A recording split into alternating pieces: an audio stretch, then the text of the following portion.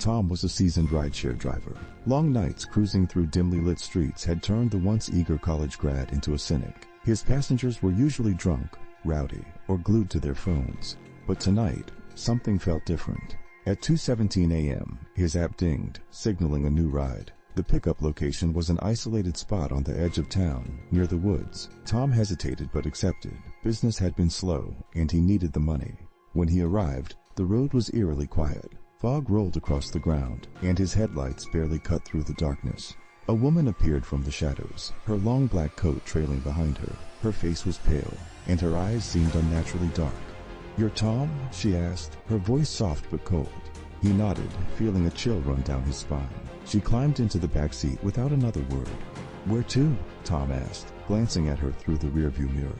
"Just drive," she said. Tom's unease grew as he pulled onto the empty highway. The woman sat motionless, staring out the window, and then, for the first time in his career, he noticed something strange. Her reflection was missing from the mirror. Tom's hands tightened on the steering wheel. Long night?" he asked, his voice strained.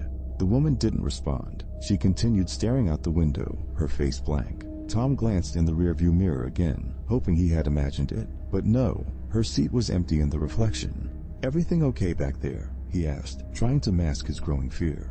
Finally she spoke. "You shouldn't have picked me up." Tom's heart skipped a beat. "What do you mean?" She turned to face him, her dark eyes locking onto his. "Some roads are meant to be traveled alone. You'll see soon enough." A sudden jolt shook the car, and Tom swerved, narrowly avoiding a figure that appeared in the middle of the road. His tires screeched as he came to a halt. "What the hell was that?" he muttered, looking back. The road was empty. "Keep driving," the woman said, her voice icy. Tom hesitated but obeyed, his stomach churning with dread. The fog thickened, and the highway stretched endlessly ahead. Tom realized with growing horror that he no longer recognized where he was. The road seemed to stretch on forever, flanked by dense dark woods. The usual landmarks and highway signs were gone, replaced by shadows and an oppressive silence. "Where are we?" Tom asked, glancing nervously at his passenger. "You're not where you think you are," she replied cryptically. Tom's throat tightened. "Look, if this is some kind of joke, it's not funny." "It's no joke," she said, her tone eerily calm. "You're on the Phantom Highway now, a place between worlds. It chooses its travelers." Tom's hands trembled. "Why me?" The woman tilted her head, studying him. "Maybe you've taken a wrong turn somewhere in life, or maybe it's just bad luck. Either way, there's no going back, not unless you survive the journey." The temperature in the car dropped sharply, and the radio crackled to life, playing distorted whispers. Tom reached for the dial, but the woman's hand shot out, stopping him. "Don't touch it," she warned. Suddenly, the whispers grew louder, forming words. "Turn back, or face the consequences."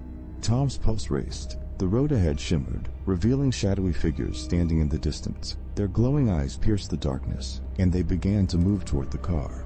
Tom floored the gas pedal, the car lurching forward as the shadowy figures closed in. Their glowing eyes burned like embers, and their twisted forms flickered, as if they weren't entirely solid. "What are those things?" Tom shouted. "Hunters," the woman replied. "They feed on fear and despair. If they catch us, we're done."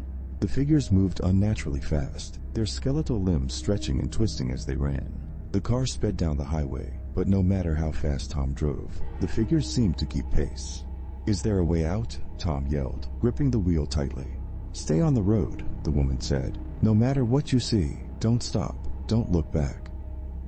The whispers on the radio turned into screams, and the car began to shake violently. Tom struggled to keep control as the shadows drew closer. One of them reached out, its clawed hand grazing the back of the car. "Faster," the woman urged.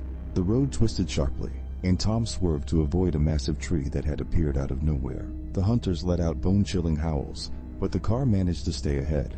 The highway began to change, its surface cracking and shifting beneath the car's tires. The shadows of the hunters grew larger, their glowing eyes filling the rearview mirror. Tom's heart pounded as he pushed the car to its limit. "Just a little farther," the woman said, her voice steady. She leaned forward, pointing at a faint light in the distance. "That's the exit. You have to reach it." Tom focused on the light, his fear threatening to overwhelm him. The hunters were closing in, their claws scraping against the car. The whispers on the radio became deafening, screaming his name over and over. "Drive!" the woman yelled. With a final burst of speed, the car hurtled toward the light. The road beneath the car smoothed out, and the oppressive darkness lifted.